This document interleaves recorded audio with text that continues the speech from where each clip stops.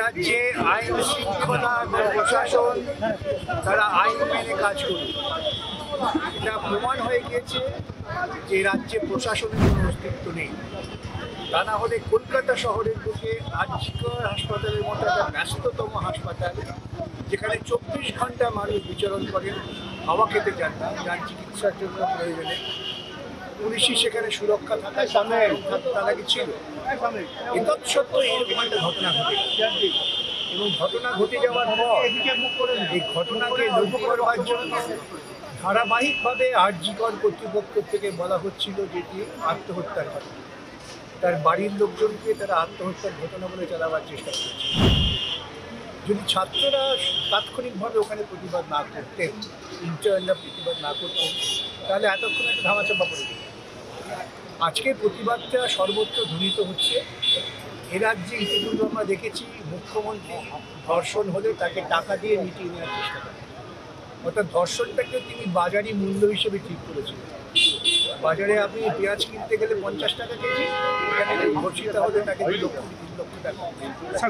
তো আশঙ্কা হচ্ছে আজকে যে মুখ্যমন্ত্রী গেছেন সেই বাড়িতে, তিনি সেখানে গিয়ে তাদের টাকার প্রলোভন দেখাবেন, চাকরির প্রলোভন দেখাবেন, এবং টাকা চাকরি দিয়ে প্রলোভিত করে এই অন্যায়কে তিনি আড়াল করার চেষ্টা করবেন।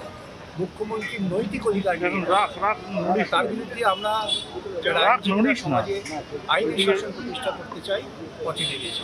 আমরা এই নিয়ে লড়াই করছি। আইনের শাসন প্রতিষ্ঠা হোক।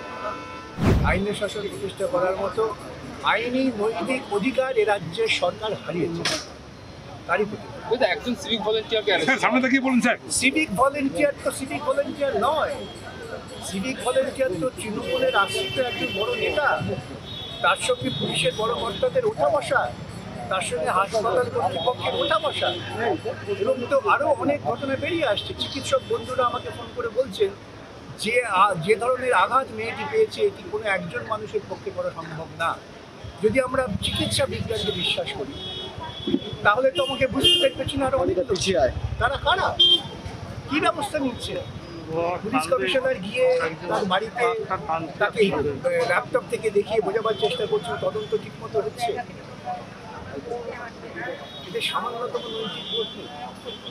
চেষ্টা করছেন ওরা ওই পরিবারটাকে তাদের দখলে নেওয়া, চেষ্টা করছেন পরিবারটাকে তাদের চাপের মুখে নত হওয়া।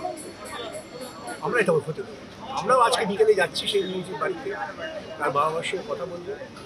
এটা নিয়ে একটা চূড়ান্ত সমাধানের দিকে যাওয়া দরকার। ইতিবাচক হচ্ছে, আজকে শুনলাম ভারতবর্ষের বিভিন্ন প্রান্তে ইন্টার্নিরা তারা ধর্মঘট প্রতিবাদ করছে। এভাবেই প্রতিবাদ চলে।